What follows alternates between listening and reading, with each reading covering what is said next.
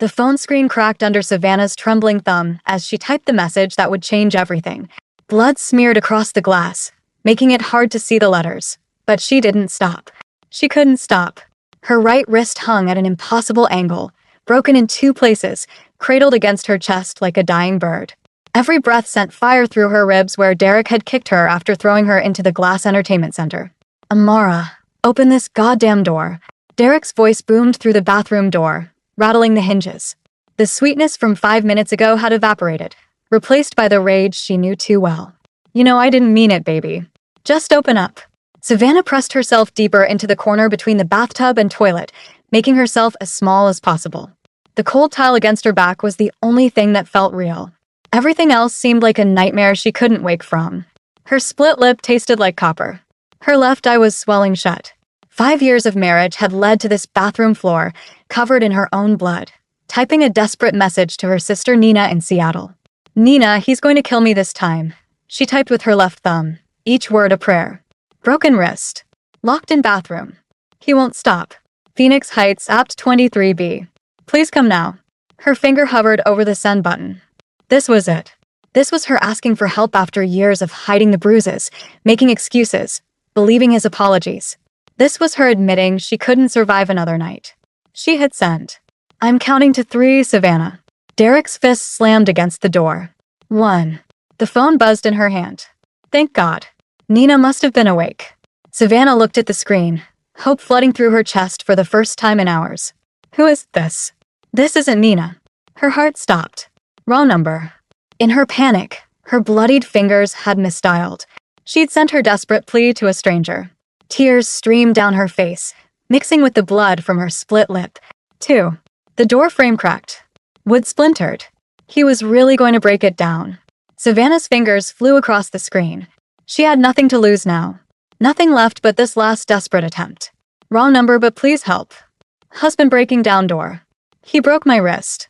He's going to kill me. Please. She sent it and waited, her whole body shaking. 5 seconds. 10 seconds. The longest 15 seconds of her life while Derek's countdown continued and the door groaned under his assault. Her phone buzzed. Address. No. 2 words. Commanding. Certain. Not a question. Savannah's fingers shook as she typed the address, added the apartment number. Then, thinking about what happened last time she called 911, she added one more line. Please don't call police.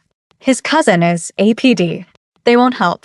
Officer Reynolds had stood in their living room last year, looking at her bruised face, and asked what she'd done to provoke his baby cousin. Sometimes women need to learn when to shut their mouths, he'd said. The report disappeared. Derek got bolder after that. Another buzz. Stay low. Cover your head. 7 minutes. Then another message. What is your name?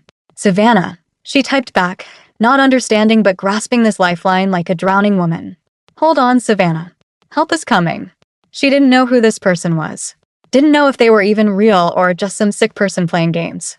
But she pulled herself into the bathtub, curved her body over her broken wrist, and covered her head with her good arm. 7 minutes. Just 7 minutes. 3. The door exploded inward. The lock tore from the frame with a sound like a gunshot. Derek filled the doorway, his 6'2" frame heaving with rage and exertion. His eyes had gone flat and black, the way they always did before things got really bad. In 5 years of marriage, Savannah had learned to read those eyes. Tonight they said he wouldn't stop until something broke. Usually her. Who the hell are you texting? He lunged for the phone, grabbing her broken wrist to yank her from the tub. The pain was white-hot, total, obliterating. Savannah screamed, a sound so raw it didn't seem human. The phone clattered to the tile floor, screen up, messages visible. Derek snatched it, his eyes scanning the screen. Who the fuck is this? Who are you calling, you stupid bitch? You think someone's going to save you? He grabbed her by the hair, dragging her from the bathroom. Savannah's feet scrambled for purchase on the tile, then the carpet of their bedroom. She could see their wedding photo on the dresser, both of them smiling, her in white, him in a tux. That man didn't exist anymore.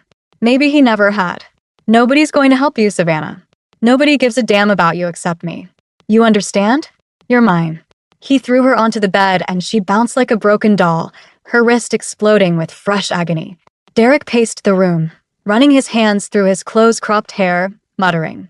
This was the dangerous part, when he worked himself up to the really bad stuff. You need to learn, he said, his voice dropping to that quiet, deadly tone. You need to understand who's in charge here. His hands went to his belt buckle. Then they both heard it. Car doors. Multiple car doors slamming shut outside, the sounds sharp and purposeful in the midnight quiet. Heavy footsteps on the exterior metal stairs, fast and deliberate. Not the stumbling walk of their drunk neighbor. Not the shuffling steps of the old man in 23A. These were different. These were coming for them. Derek froze, his hands still on his belt. What the? The front door didn't open. It exploded. The entire frame splintered inward with a crack like thunder, wood and metal shrieking as it gave way. Savannah flinched, covering her head with her good arm, certain the building was collapsing. Men poured through the destroyed doorway. 5 of them, dressed in black, moving with the fluid precision of soldiers or something worse. 4 fanned out through the apartment, clearing it with hand signals and silent efficiency. The 5th stepped into the bedroom doorway and stopped. He was Korean, maybe 5'11", impeccably dressed in a charcoal suit despite the midnight hour. His face could have been carved from stone, all sharp angles and controlled intensity. But it was his eyes that made Savannah's breath catch. They swept over her, cataloging every injury with a look of such cold fury that she felt it like a physical force. Then those eyes locked onto Derek. "Mr. Brooks," the man said, his voice quiet and precise, carrying the faintest accent. "You appear to be making a serious mistake." Derek's bravado crumbled for just a second before he tried to pull it back. "Who the fuck are you? This is private property. You can't just..." The man moved. 1 second he was in the doorway. The next he was inches from Derek, one hand wrapped around Derek's throat, slamming him against the wall, so hard the wedding photo fell and shattered on the dresser. Derek's feet barely touched the floor. "My name is Daniel Choi," the man said, his voice still quiet, still controlled, somehow more terrifying than any scream. "Your wife texted me for help 7 minutes ago. I promised her I would come. I keep my promises." Derek's face turned purple. His hands clawed at Daniel's wrist, but the man's grip didn't budge. Just enough pressure to establish complete control without cutting off air entirely. One of the other men, Korean like Daniel but younger, approached Savannah carefully. His hands were visible, his movements slow and non-threatening. "Mrs. Brooks, my name is Marcus. We have a doctor waiting downstairs. May I help you up?" Savannah couldn't speak, couldn't process what was happening. She just nodded, mute with shock and pain and disbelief. Marcus supported her left side as she slid off the bed, careful not to touch her broken wrist. As they moved toward the door, she heard Daniel whisper to Derek, "If you ever come near her again, if you even think her name, you will disappear. Do you understand me?" Savannah didn't hear Derek's response. Marcus was guiding her through the destroyed living room, past the overturned entertainment center where this nightmare had started. Glass crunched under her feet. Another man in black held the remains of the door open, his face expressionless. In the parking lot, a black Escalade idled with tinted windows. A middle-aged Korean woman stood beside it, a medical bag in her hand. She wore scrubs and an expression of professional compassion. "Mrs. Brooks, I'm Dr. Helen Park. Let's get you comfortable and I'll examine your injuries." The back of the SUV had been modified. The seats folded into something like an examination table. Dr. Park helped Savannah inside with practiced gentleness, then carefully cut away the sleeve of her shirt to examine her wrist. "Definitely broken," Dr. Park said, her voice matter-of-fact but kind. "Both radius and ulna. We'll need x-rays, but I'll stabilize it for transport." Her fingers probed Savannah's ribs, making her gasp. "Ribs are cracked too. Possible concussion from the eye injury. How's your vision?" "Blurry," Savannah whispered. It was the first word she'd spoken since they'd arrived. "Who are you people?" Dr. Park smiled slightly as she worked, rubbing Savannah's wrist in a temporary splint. "Mr. Choi received your message. He takes such matters very seriously. But I don't know him. It was a wrong number." "Sometimes," Dr. Park said, securing the splint with gentle efficiency. "Fate works in unexpected ways." Minutes later, Daniel emerged from the apartment building, adjusting his cuffs as if he'd just finished a business meeting rather than a confrontation with a violent man. He slid into the front passenger seat and looked back at Savannah through the rearview mirror. "He will not trouble you again," Daniel said. It wasn't a promise. It was a statement of fact. The Escalade pulled out of Phoenix Heights apartments. Savannah watched through the tinted window as the building disappeared behind them. 5 years of her life, vanishing into the Atlanta night. She'd never go back. Never see Derek again. She didn't know how Daniel had made that possible, but somehow she believed him completely. Dear. Park's private clinic was in Buckhead, in a building that looked more like a luxury hotel than a medical facility. The x-rays confirmed what Dr. Park had suspected. Fractured radius and ulna in her right wrist. 2 cracked ribs on her left side. Mild concussion. Lacerations requiring 12 stitches total. Contusions covering 20% of her body. Dr. Park documented everything with clinical precision, photographing each injury, making detailed notes. Why are you documenting everything? Savannah asked as Dr. Park stitched the cut above her eyebrow. The local anesthetic had numbed the physical pain, but nothing could touch the exhaustion settling into her bones.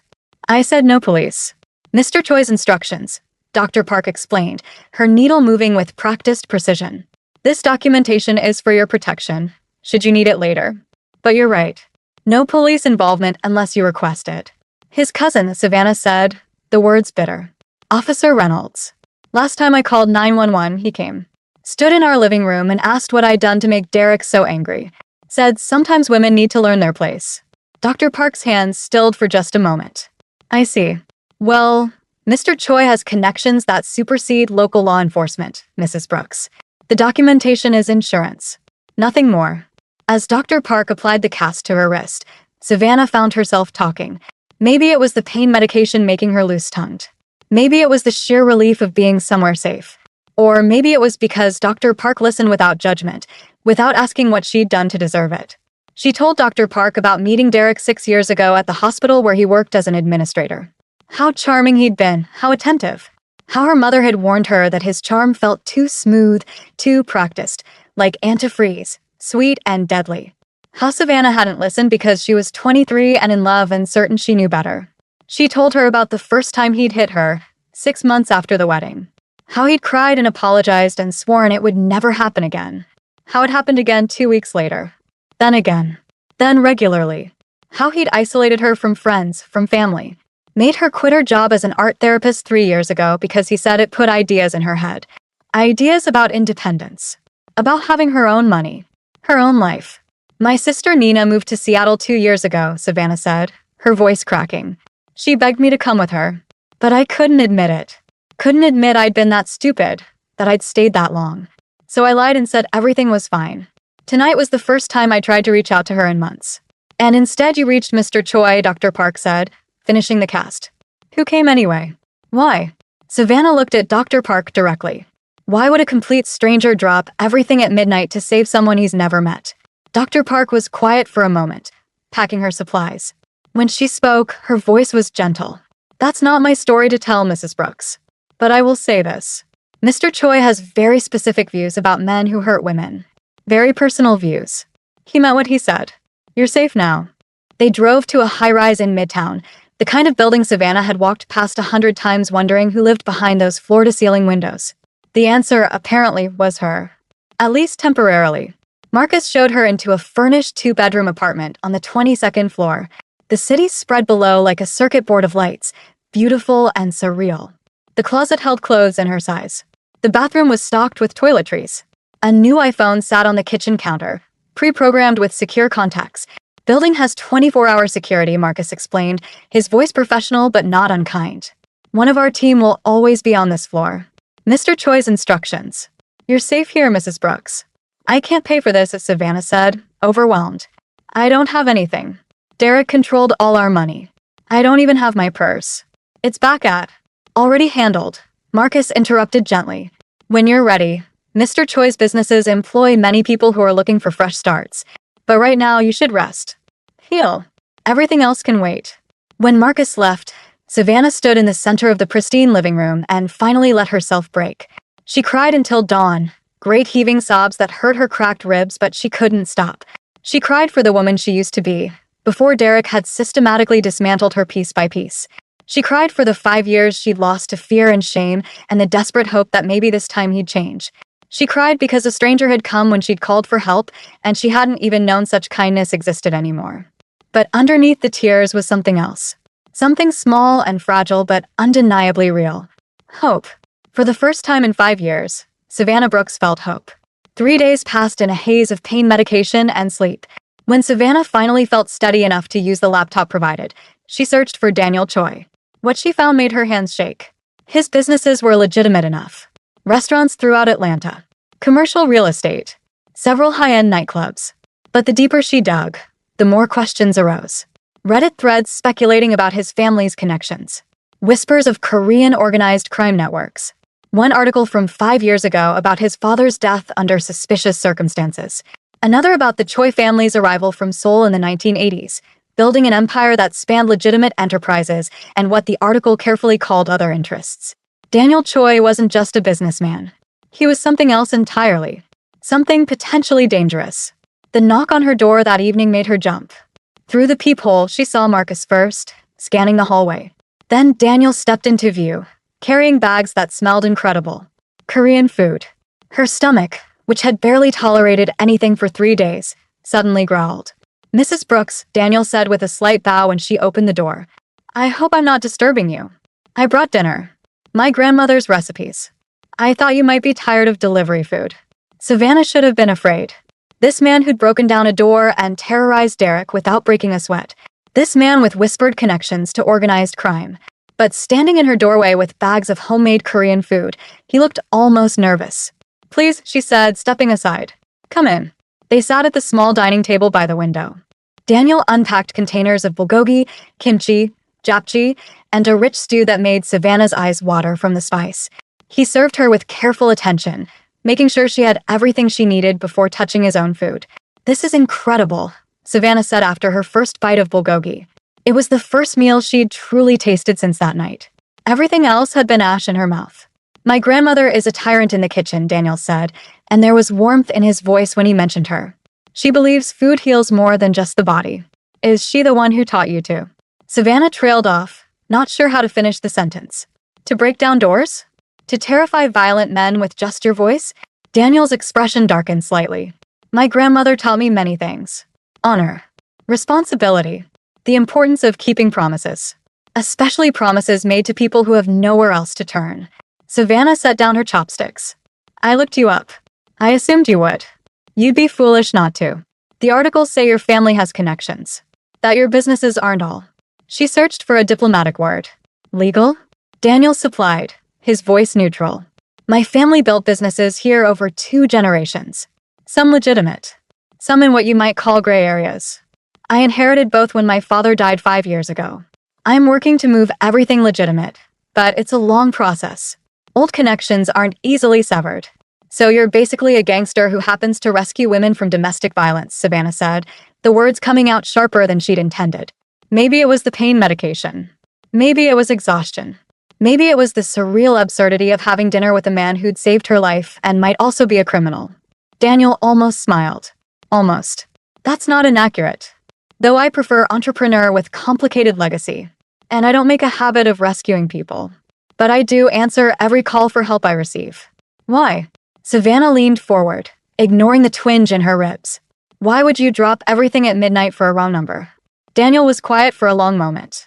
He set down his chopsticks and looked out the window at the city lights. When he spoke, his voice was steady, but there was something beneath it. Old pain, carefully controlled. "My mother texted for help once. Her message went unanswered. I was 12. I found her body the next morning." He turned to look at Savannah, his eyes reflecting the city lights. "I made a promise to myself that day. I would answer every call for help I received. Every single one. Because I know what it's like when no one comes." Savannah felt tears prick her eyes. "Daniel, I'm so sorry." "Don't be sorry. Be alive. That's enough."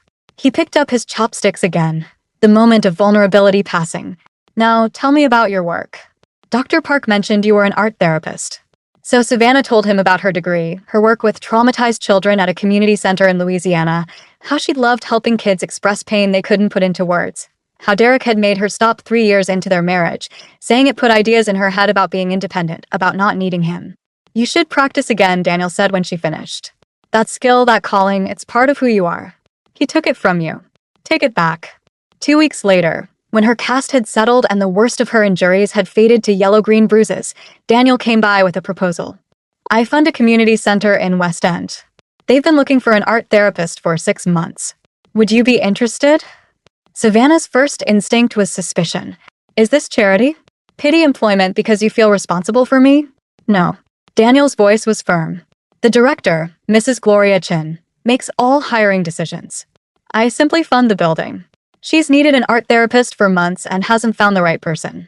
Your credentials are exactly what she's looking for. If you're not interested, tell me and I'll drop it. But I thought you might want to reclaim something Derek took from you. West End Community Haven occupied a renovated warehouse in a neighborhood that had seen better days, but was fighting its way back. Inside, children's artwork covered the walls in explosions of color. Savannah felt something shift in her chest, like a door opening to let light into a dark room. Mrs. Chen was 60-something, Chinese-American, with no-nonsense eyes and a firm handshake. Mr. Choi mentioned you might be interested in our art therapy position. Tell me about your experience. The interview was real. Mrs. Chen asked hard questions about trauma-informed care, about working with children from violent homes, about her theoretical approach and practical methods. Savannah found herself answering with a confidence she hadn't felt in years, talking about something she knew, something she loved. We serve about 200 children weekly, Mrs. Chen said as they toured the facility. Many from households affected by addiction, incarceration, or domestic violence. They need safety and they need ways to process experiences most adults couldn't handle. Can you give them that? Yes, Savannah said, and meant it. Yes, I can. She started the following Monday. 8-year-old Jasmine was her first real breakthrough. Small and quiet, she'd witnessed her mother's boyfriend beat her unconscious. Wouldn't speak in group therapy. Wouldn't make eye contact. But when Savannah gave her paints and paper, Jasmine created a picture of herself as a superhero, protecting her mother from a monster. Tell me about your picture, Savannah said gently. That's me. Jasmine pointed to the superhero. I'm strong. I can fight the monster now. You are strong, Savannah confirmed. Stronger than you know. Watching Jasmine smile, really smile, Savannah realized something. Helping these children helped her too. Every breakthrough was proof that trauma didn't have to be the end of the story. That victims could become survivors. That broken could become whole again. Daniel visited the center sometimes, always respectful, never intrusive. He'd crouch down to the children's level, listen to their explanations of their artwork with genuine interest.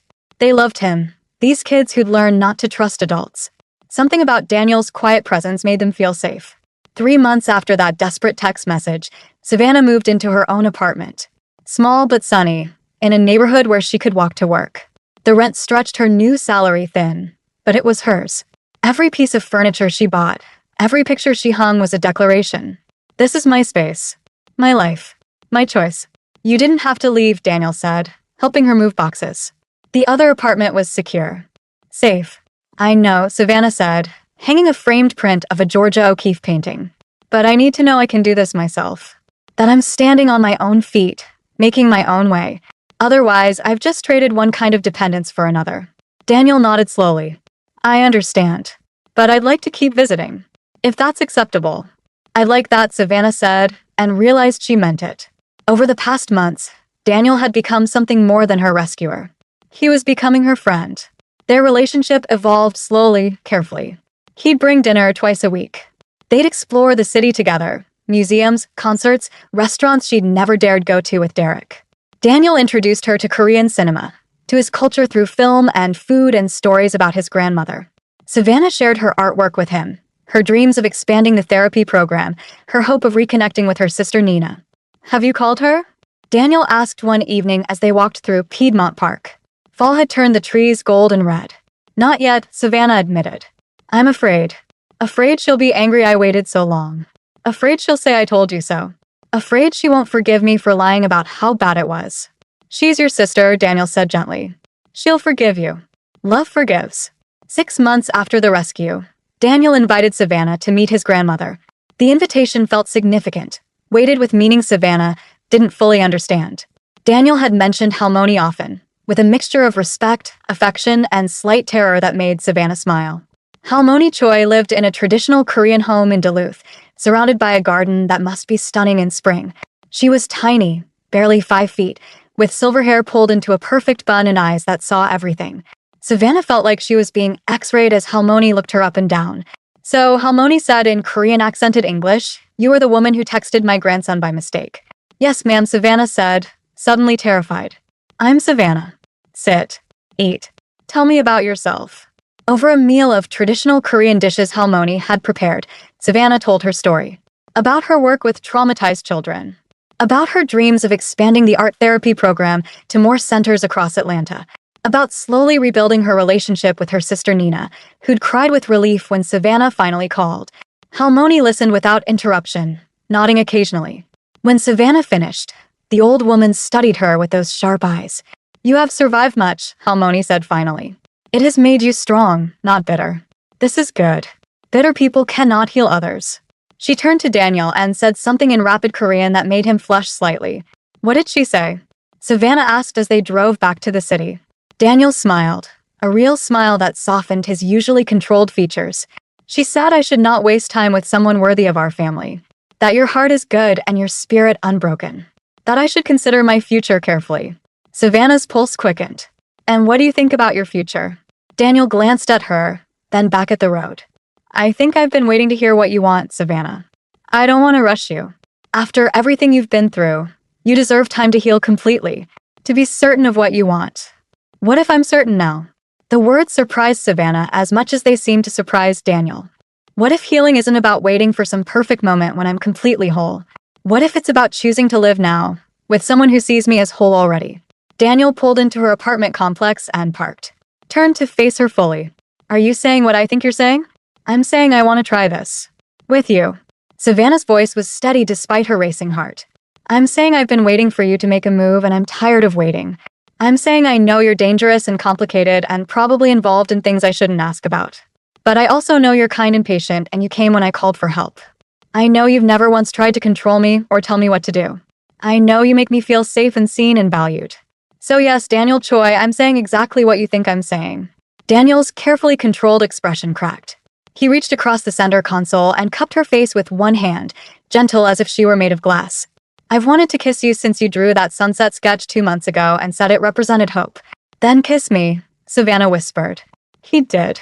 Gentle at first, giving her every chance to pull away, to change her mind. But Savannah leaned in, kissing him back with 5 years of pent-up longing for connection, for tenderness, for passion without violence. When they finally separated, both breathing hard, Daniel rested his forehead against hers. "Come upstairs," Savannah said. That night, Daniel approached her body like it was sacred. Every touch was a question. Every kiss sought permission. When she flinched at a sudden movement, he froze immediately, waited until she nodded before continuing. When certain positions reminded her of Derek's violence, Daniel added just without making her feel broken. When she started crying in the middle of it all, overwhelmed by the difference between this and what she'd known before, he held her until the tears passed. This wasn't just sex. It was reclamation. It was healing. It was proof that intimacy could be safe. 8 months after that desperate text message, Savannah was working late at the community center, finishing a grant application that would expand their program to 3 more locations across Atlanta. The building was quiet, most staff gone home. She was so absorbed in the budget section that she didn't notice the time until her phone buzzed. Daniel's text read, "Working late? Want me to send Marcus to pick you up?" She smiled, typing back, "Almost done. I'll catch a ride in 20 minutes. I'll send him now. Don't argue." Savannah shook her head, still smiling. Daniel's protectiveness had worried her at first, reminded her too much of Derek's control.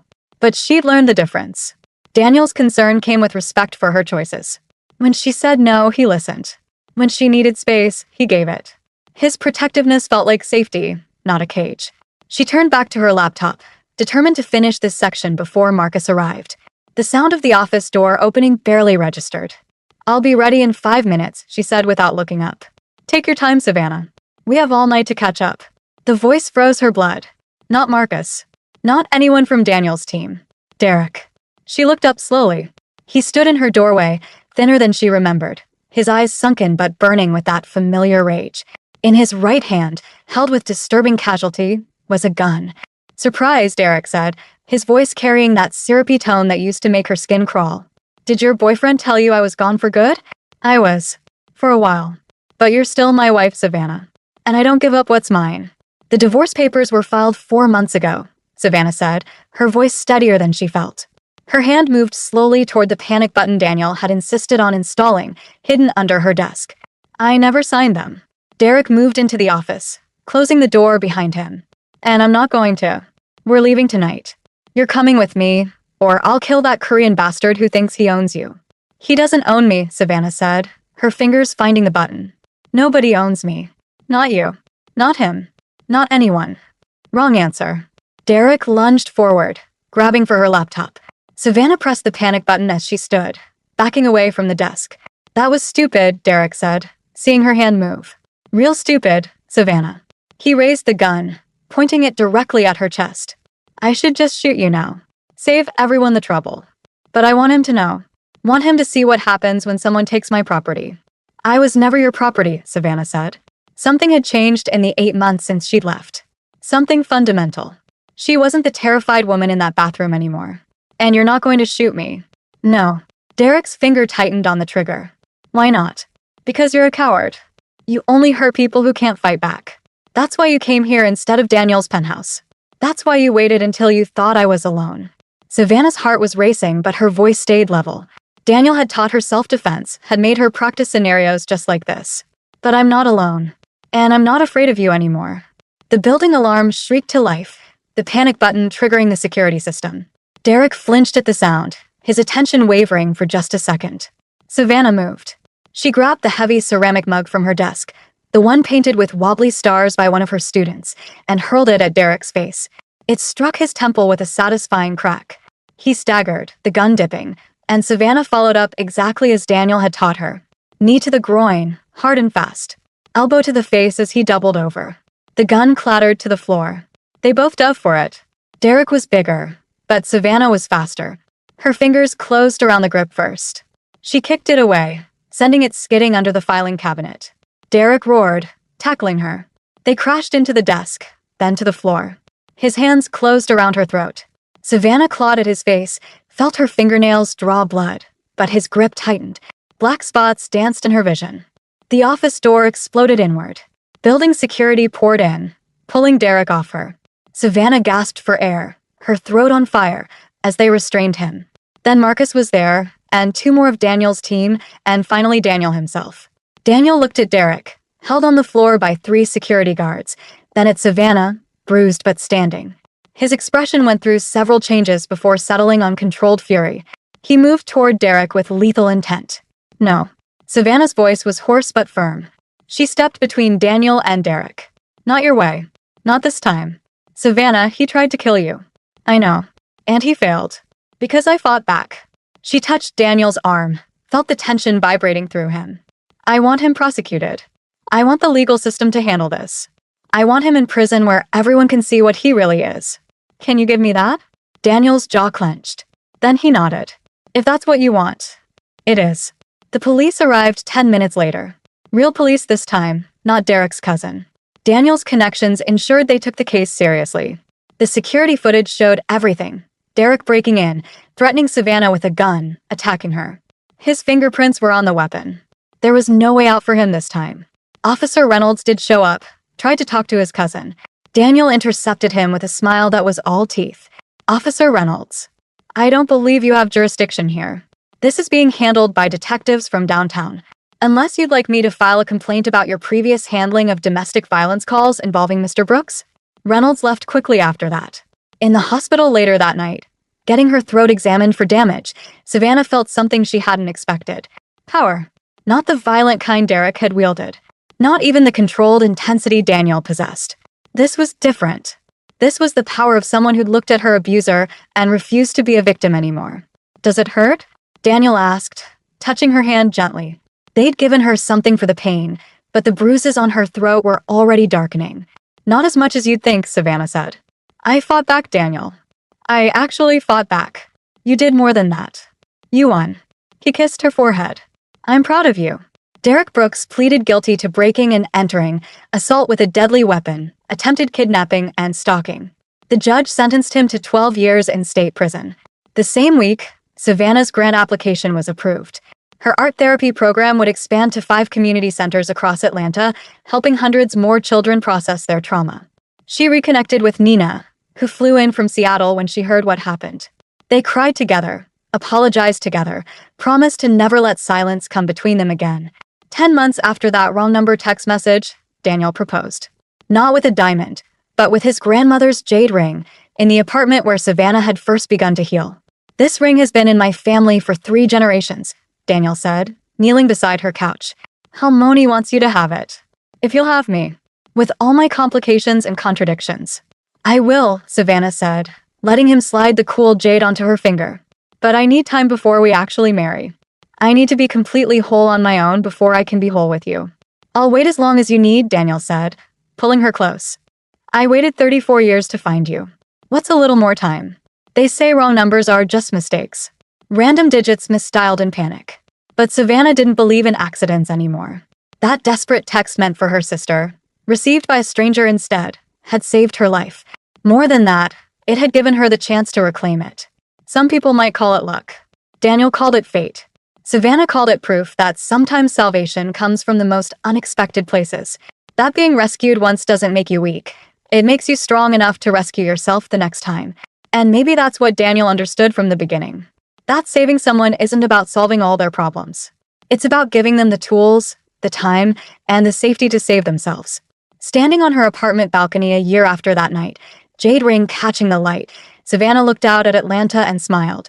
The woman who texted a wrong number in desperation had found her right path. She'd found her strength, her purpose, her voice. She'd found love that respected rather than controlled. She'd found home in herself. The wrong number had saved her life. But more importantly, it had taught her how to save herself. If this story resonated with you, or if you know someone who needs to hear it, please hit that like button and share this video. Drop a comment below telling us what part of Savannah's journey spoke to you most. And don't forget to subscribe for more stories about courage, survival, and the unexpected ways life can change in an instant. Your engagement helps us reach more people who might need to hear that there's always hope, even in the darkest moments. Thank you for watching, and remember, you're stronger than you know.